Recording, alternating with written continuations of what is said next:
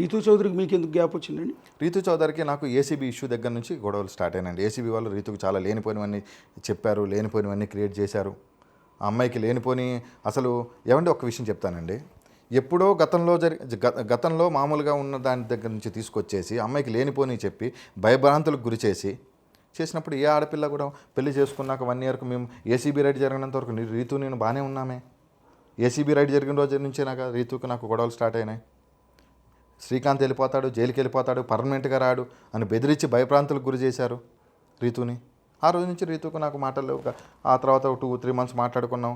ఎవరికైనా భయం ఉంటుంది కదా, ఆడపిల్లకి నాకైనా భయం ఉంటుంది, ఆ అమ్మాయికైనా భయం ఉంటుంది. మీ ఇద్దరు లవ్ మ్యారేజ్ అండి? Inter caste marriage and love marriage? Love marriage అండి. ఓకే.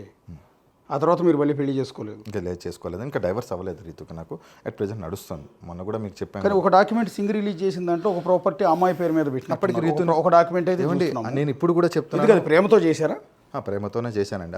అది కూడా పవర్ చేశాను. జీపీఏ చేశారు?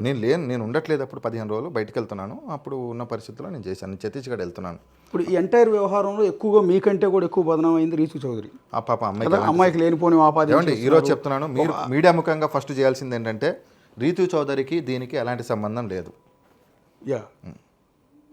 రీతు చౌదరికి దీనికి ఎలాంటి సంబంధం లేదు. రీతు చౌదరికి అనే వ్యక్తికి వీళ్ళెవరు కూడా తెలియదు. మహా అంటే సింగో 1-2 టైమ్స్ ఆఫీసులోనే ఎక్కడో మామూలుగా అలా కలిసి ఉంటారు తప్ప రీతుకి, ఈ ఆఫీసర్లకి, రీతుకి అసలు ఈ వ్యవస్థ గురించే తెలియదు. ఈ టోటల్గా ఈ ప్రాపర్టీస్ కాస్ట్ ఎంత ఉంటుందండి? ఏసీబీ ఆల్రెడీ ఫ్రీజ్ చేసిందని చెప్తున్నారు కదా. ఏసీబీ అన్ని ఫ్రీజ్ చేసి ప్రాపర్టీస్ అంటే పూర్వం నుంచి ఉన్న ఆస్తులు, అంటే పూర్వజిత ఆస్తులు క్యాలిక్యులేషన్ చేయడం అనేది, మార్కెట్ వాల్యూ అనేది తెలియడం కష్టం. నేను కొనుక్కొని ఉంటే ఒక 50 లక్షలు, 60 లక్షలు, 30 లక్షలు, 40 లక్షలు చిన్నవి నా పేరు మీద ఉన్నాయని మీరు ఒకసారి చెక్ చేయండి. 20 లక్షలు, 7 లక్షలు, 8 లక్షల ప్రాపర్టీస్ కూడా ఉంటాయి. నేను కొనుక్కుంటాను, అమ్ముకుంటాను. ఏదైనా లిటిగేషన్ ప్రాపర్టీ ఉంటే చేపించుకుంటాను, మాట్లాడతాను, ఎవరో ఒకరితో ఉంటే చెప్పించుకుంటాను, ఓనర్ సైడ్ ఉంటే చేసుకుంటాము. అయితే పని అవుతుంది, లేకపోతే లేదు. మొత్తం రియల్ ఎస్టేట్లో సంపాదించింది, రియల్ ఎస్టేట్లో చేసుకున్నది, దీనిలో సంపాదించింది, దీంట్లో సంపాదించుకున్నానండి. ఓకే. ఇందాక మీరు అన్నారు దొంగలు ఉన్నారు, దొంగలు వదిలేస్తున్నారు. ఎవరు వదిలేశారు? ఏంటి చెప్పండి, మొహమాటం ఏం లేదు. ఏమన్నా నాకు భయం లేదండి. ఇక్కడికే వచ్చాను, డైరెక్ట్గా వచ్చాను, నాకు భయం లేదు. ఇప్పుడు టాపిక్ అనేది మీరు వేరే టాపిక్లోకి తీసుకెళ్లారు. ఆ టాపిక్ మాట్లాడుకుందాం. ఆ టాపిక్ రికార్డింగ్ ఉంది కాబట్టి ఆ టాపిక్ మాట్లాడడానికి నేను కూడా రెడీగానే ఉన్నాను. నాకు తెలియదని నేనేం చెప్పలేదే మీకు. నాకు తెలియదని నేను చెప్పాను. అతను అమ్మాయిలు పిచ్చోడని మాతో చాలాసార్లు చెప్పాడు అతను. అది ఆయన అడగండి పిలిపించినప్పుడు. ఆయన అంటే ఇక్కడ ఒక డీజీపీగా పనిచేసిన వ్యక్తి, అప్పట్లో ఏసీబీ డీజీగా పనిచేసిన వ్యక్తికి సంబంధించిన అల్లుడితో మీకున్న పరిచయాలు ఉన్నాయండి. ఒక చోట ఏమన్నా జరిగితే పోయి పోలీసులకు చెప్పుకుంటారండి. అక్కడ కూడా జరగట్లేదంటే డీజీపీ దగ్గరికి పోయి ఫిర్యాదు చేసుకుంటారు. అలాంటి డీజీపీ అల్లుడే ఇలాంటి తప్పుడు పనులు చేస్తున్నప్పుడు, అలాంటి వ్యక్తితో మీరు కలిసి ఉన్నప్పుడు ఆటోమేటిక్గా లోకం మిమ్మల్ని తప్పట్టేది. లోకం తప్పంటదంటే అండి, అప్పుడున్న పరిస్థితుల్లో నా ఆల్రెడీ ఏసీబీ మొత్తం ఫ్రీ చేసేసింది. నేను ఎంతసేపు నేనేమనుకుంటాను, నా ఆస్తులు అన్ఫ్రీజ్ అవ్వాలి, నేనేదో బయటపడాలి, నేనేదో కష్టపడి సంపాదించుకున్నాను, నా బాధలు, నాకు ఇబ్బందులు, ఈ కేసులు ఇవన్నీ నాకెందుకని ఏ మనిషి నా ప్లేస్లో మీరున్నా అదే ఆలోచిస్తారండి. నా ప్లేస్లో మీరున్నా అదే ఆలోచిస్తారు. నా ఇబ్బందులు, నన్ను ఎంత ఇబ్బందులు గురి చేశారో నాకు తెలుసండి. ఓకే.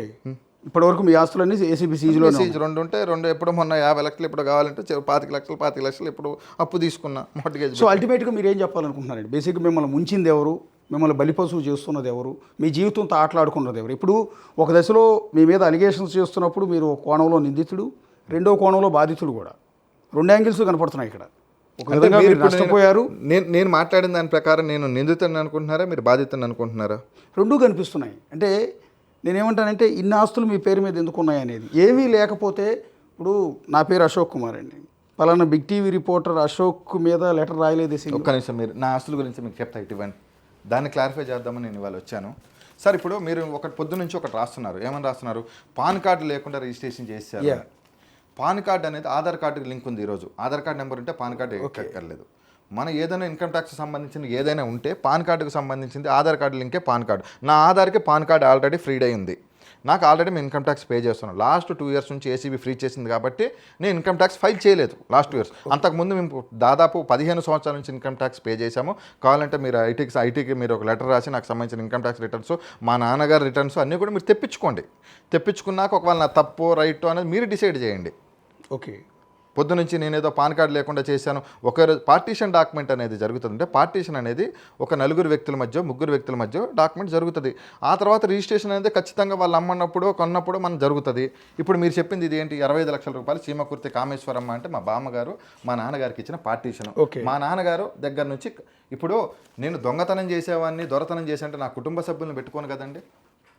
మీరు అన్నట్టు చెప్పండి. ఓకే. నేను నిజంగా తప్పుడు పని చేసేవాడిని అయితే, నేను తప్పుడు పని చేసామంటే నా కుటుంబ సభ్యుల పేరు పెట్టుకుంటానా, ఎవరైనా పేరు పెట్టుకుంటానా? మీరు చెప్పండి. మీరు ఒకసారి ఆలోచించి, మీరే ఉన్నారు సార్, మీరైతే ఏం చేస్తారు? చీమకుర్తి కామేశ్వర్ అంటే మా నాన్నగారు వాళ్ళ అమ్మ, మా నాన్నగారు వాళ్ళ అమ్మ దగ్గర నుంచి మా నాన్నగారికి వచ్చింది, మా నాన్నగారి దగ్గర నుంచి నాకు వచ్చింది, నా దగ్గర నుంచి రీతుకి నేను పవర్ ఇచ్చా ఆ రోజు. ఆ డాక్యుమెంట్, ఓకే, ఇగో ఈ డాక్యుమెంట్ ఒకటి. ఓకే, ఇది agreement of GPA. This is not a sale deed. Okay, ఇది agreement of sale deed. Only నేను అమ్ముకోవడానికి మాత్రమే పనిచేస్తుంది తప్ప దేనికి పనిచేయదు. ఇది 5.5% ట్యాక్స్ కట్టుకున్నాము. ఇది 50 లక్షల రూపాయలు సంబంధించిన ప్రాపర్టీ. ఇది మేము కొనుక్కున్నాం. ఇప్పటికీ అది ఇబ్బందిలోనే ఉంది. మీరు ఒకసారి మీరు చెక్ చేసుకోండి. ఓకే, ఈ కిషోర్ కుమార్ దగ్గర ఓకే, ఇది కిషోర్ కుమార్ అనే వ్యక్తికి సంబంధించిన ప్రాపర్టీ. ఇది మా నాన్నగారు కొనుక్కున్నారు. సింగ్ గారి బినామీ కిషోర్ కుమార్. ఓకే, సింగ్ గారి బినామీ కిషోర్ కుమార్. సింగ్ నాకు పరిచయస్తుడు కాబట్టి నాకు ఆ రోజు నాకు ఏదైనా అపార్ట్మెంట్ కావాలంటే దీనికి కాగితాలు లేవు, కాగితాలు పోయినాయి శ్రీకాంత్, నువ్వు రిజిస్ట్రేషన్ చేసుకుంటా అంటే, సార్ నాకు రిజిస్ట్రేషన్ చేయండి, తక్కువ ఒక 10 లక్షల రూపాయలు తక్కువకి ఇస్తా అంటే నేను కొనుక్కుంటున్నానని చెప్పి మా నాన్నగారు బ్యాంక్ అకౌంట్ నుంచి కావాలంటే ఆర్టీజీఎస్ నెంబర్లు కూడా డాక్యుమెంట్లో మెన్షన్ చేసి ఉంటాయి, ఒకసారి చెక్ చేయండి. ధనలక్ష్మి బ్యాంకులో కూడా లోన్ ఉంది, ఆ లోన్ కూడా ఫ్రీ చేశారు. ఈ డాక్యుమెంట్. ఓకే, ఇది 7,50,000 తాడిపల్లి సుబ్బారావు నుంచి గాజుల పుష్పకు సంబంధించింది. 7,50,000 రూపాయల డాక్యుమెంట్. ఇది నాకు సంబంధించిందే కాదు, ఇది ఆల్రెడీ అమ్మేసుకున్నారు కూడా. ఓకే, ఇది కూడా సేమ్. ఓకే, ఇంకొకటి, ఇప్పుడు 2,50,00,000 రూపాయలు అనేది మార్టిగేజ్ వాల్యూ. దాదాపు 14 మంది ఇక్కడ ఉన్నాం మేము. 14 మంది కలిసి 2,50,00,000కి మేము మార్టిగేజ్ చేసుకున్నాం. ఇది 14 మంది కలిసి చేసుకుంది. ఈ 10 కోట్ల రూపాయల ప్రాపర్టీ నాది కాదు, ఇది మార్టిగేజ్. డబ్బులు ఇచ్చాం మేము, 2 కోట్ల రూపాయల డబ్బులు మాత్రమే ఇచ్చాం 14 మంది కలిపి. ఆ 14 మంది ఇచ్చిన డబ్బులు ఇది ఆల్రెడీ ఏసీబీ వాళ్ళ దగ్గర నేను డేటా రాసి ఇచ్చేసాను ఆ రోజు. ఇవన్నీ కూడా గత ప్రభుత్వంలోనే ఏసీబీ వాళ్ళు తీసేసుకున్న డేటానే మీరు ముందు పెట్టి ఇది నాది ఈ రోజు ఏదో సంపాదించుకున్నట్టు చూపిస్తున్నారు. ఇవన్నీ కూడా గతంలో జరిగిపోయినవే, గతంలో ఉన్నవి ఇవన్నీ కూడా ఏసీబీ వాళ్ళ దగ్గర. ఇదే ఒకటి మీకు చెప్పాల్సింది ఏంటంటే, సబ్ రిజిస్టార్గా తలబడిపోయిన కొమ్ములు తిరిగిన వ్యక్తి సింగ్ అనే వ్యక్తి. సో సింగ్ అనే వ్యక్తి ఇక్కడ పవిత్రుడని ఎవరో కూడా చెప్పట్లేదు. సింగ్ మీద అనేక అలిగేషన్స్ ఉన్నాయి. సింగ్ మీద బెజవాడ మొత్తం అతను చేసే కార్యాలయం. ఇంకొకటి నేనేమంటానంటే, అలాంటి తలబండిపోయి తల ఊడిపోయింది, బొచ్చు కూడా ఊడిపోయింది నెత్తి మీద. అలాంటి వ్యక్తి కొన్ని డాక్యుమెంట్స్ని ఉద్దేశపూర్వకంగా జైలుకి వెళ్ళే ముందు రిలీజ్ చేసి మీ అందరి పేర్లు రాశాడు అంటే అర్థం మీరు చెప్పినంత ఈజీగా, మీరు చెప్పినంత సులువుగా సింగర్ కాదు. మీరేం చెప్తున్నారంటే, నాది అసలు నేను ఇంత తప్పు కూడా చేయలేదు, నేను శ్రీరామచంద్రుడు లాంటి వాడిని అన్నట్టుగా చెప్తున్నారు. కానీ అంత తలబండిపోయిన సింగ్ మీ మీద ఆరోపణ చేశాడంటే అంత అమాయకత్వంతో చేస్తాడా? ఇన్ని డాక్యుమెంట్లు రిలీజ్ చేశాడు అంటే సార్ అవన్నీ సింగ్ దగ్గర చేసినవి కాదు సార్. ఇవి మీరు క్వశ్చన్ చేస్తారు అన్న విషయం అతనికి తెలియదా? ఎవరికి? ఇవన్నీ సింగ్ రిలీజ్ చేసిన డాక్యుమెంట్స్. సింగ్ రిలీజ్ చేశాడు. అంత తెలివిగా మీరు వీటన్నిటిని ప్రతి డాక్యుమెంట్ని పట్టుకుని ఇది నాది కాదు, ఇది నాది, ఇది అని చెప్పి నేను చెప్తున్నా కదా సార్, నాకు కాదు. అంత తేలిగ్గా మీరు తప్పించుకునే అవకాశం ఉంటే ఇన్ని డాక్యుమెంట్ రిలీజ్ చేసి అంత సార్ తక్కువ మా పేరు మీద ఉన్న డాక్యుమెంట్లు 5-6 సార్, మిగతావన్నీ వేరే వాళ్ళ పేరు మీద ఉన్నాయి కదా. ఓకే, ఇక్కడ మిమ్మల్ని సూటిగా అడుగుతున్నాండి. సింగ్ కానీ రామారావు, రాఘవరావు వీళ్ళ ముగ్గురుతోనే ఇంకా మిగిలిన సబ్ రిజిస్టార్లతో అందరూ పరిచయం. అందరు నాగేశ్వర, ఇప్పుడు ఉన్న ఇబ్రహంపట్నం నాగేశ్వర పరిచయమే, తిరువూరు సబ్ రిజిస్టారు జగన్ పరిచయమే, త్రిపుల్ ప్రసాద్ పరిచయమే, ప్రసాద్ గారి పరిచయమే, చైతన్య సార్. ఇప్పుడు టాపిక్ వచ్చింది కాబట్టి మనం వాస్తవం టాపిక్ మాట్లాడుకుందాం. మీరు అంతకుముందు గవర్నమెంట్లో ఏ తప్పు జరగలేదని మీరు అంటున్నారు కదా. అంతకుముందు గవర్నమెంట్లో చైతన్య మీద కేసు ఉన్నప్పుడు పడమట సబ్ రిజిస్టార్ ఆఫీసులో నైట్ ఎఫ్ఐఆర్ ఆపేసి నైట్ ఎందుకు చైతన్యాన్ని ఏసీబీ వాళ్ళు పట్టుకుందామని చెప్పేసి ఆ క్షణంలో ఎందుకు ఆగిపోయారు ఏసీబీ వాళ్ళకి? ఎవరి వల్ల ఆగిపోయారు ఏసీబీ వాళ్ళు? ఇంకో సబ్ రిజిస్టార్ పడమట సబ్ రిజిస్టార్ రాఘవరావు తర్వాత పడమట సబ్ రిజిస్టార్ చైతన్యాన్ని ఏపీయటం కోసం రాఘవరావు మీద రైడ్ జరిగింది.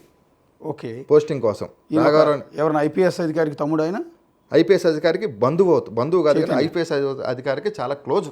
ఓకే, నేను ఆయన పేరు చెప్పాలనుకోవట్లేదు, ఎందుకంటే ఇది 2014-19 టీడీపీ హయాంలో. ఓకే, మరి ఆ రోజు ఎందుకు చైతన్య మీద అయిన ఎఫ్ఐఆర్ని ఎందుకు ఆపేశారు? పిహెచ్డి రామకృష్ణ గారిని అడగండి ఒకసారి, ఆయన సిన్సియర్ ఆఫీసరే. నాకు తెలిసినంతవరకు ఆయన కలుద్దామని చాలాసార్లు నా బాధ చెప్పుకుందామని నేను వెళ్తే ఏ రోజు ఆయన నన్ను కింద ఆఫీసర్లు జేడీ గారు కానీ వాళ్ళు ఎవరు కూడా నన్ను పోనిచ్చేవాళ్ళు కాదే. For more videos like this, subscribe Big TV channel.